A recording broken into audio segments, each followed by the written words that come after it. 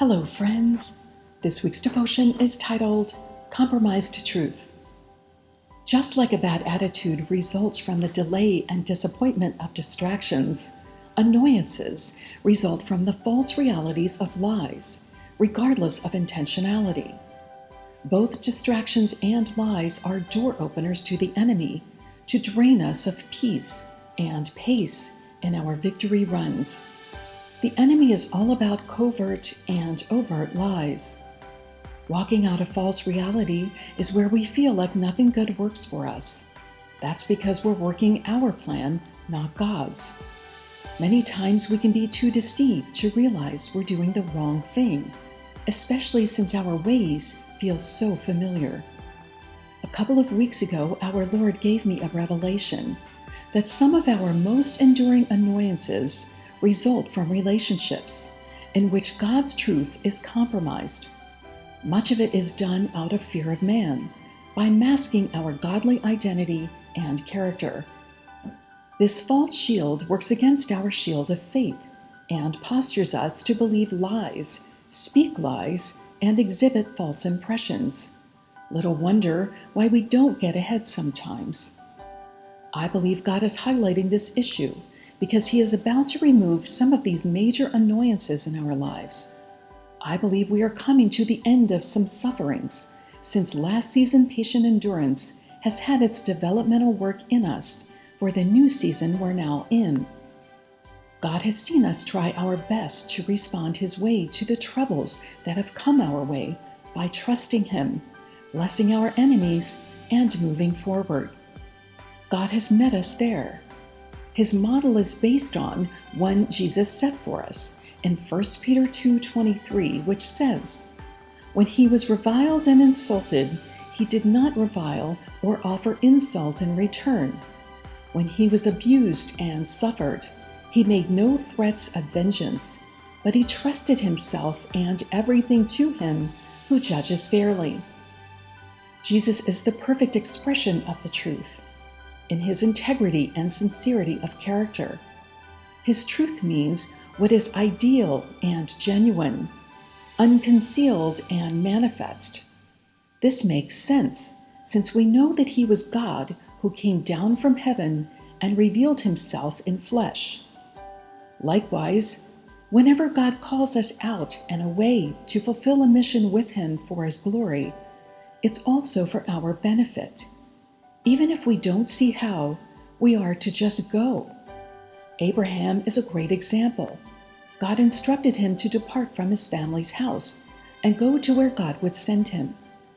We are all called to the Great Commission, where as we go, God will take care of our families and deliver us from evil and into his greater promises. This requires courage.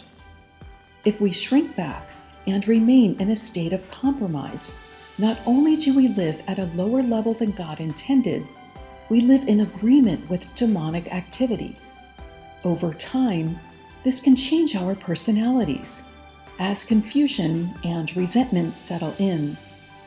Until by God's grace, we see the light of his truth and firmly decide to obey him, our realities won't change much for the better. We see this play out in the Israelite community at large, who died in the desert just short of their promised land. They realized too late that their unbelief in God's truth led to death. Only a fraction of the community believed and carried the predominant spirit of truth into their fullness of divine promise. The former carried power in numbers, but it was their own power, a lesser power than God's grace power, operating through the few who went where they were sent.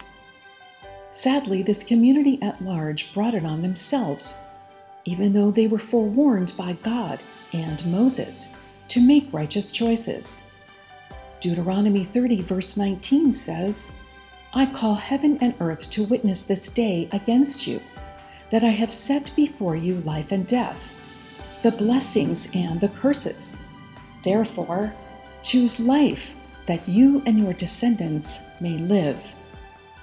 In this light, I recall some of the best wisdom my earthly father ever shared with me which is to think for myself and not just go along with the crowd. I've known for a long time that I had to make decisions as to whether I would compromise truth and follow the crowd of destruction, or believe God's truth and receive the crown of life. We can all choose righteousness as we come to know and trust God's character, word, and guiding presence.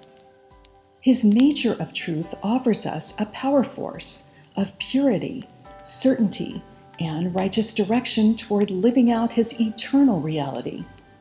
His authenticity that he shares with us as he reveals himself and his mysteries to us and deals faithfully with us in covenant relationship. Who wouldn't want to know God like this? Especially since his truth leads to freedom, while lies lead to a less than abundant life. God alone brings his best. He alone empowers the miracles we need. His is the only way that works. He will meet us in the midst of our challenges with his grace power and bless our obedience to propel us beyond where we can go in our own efforts. So as we honor him and his ways, we will come to know him as the one who is most for us. We will experience him working out our salvation right before our eyes on earth as our new reality. Oh, what a wonder that he loves us so much. I invite you to join me next week for part 2 of Compromised Truth.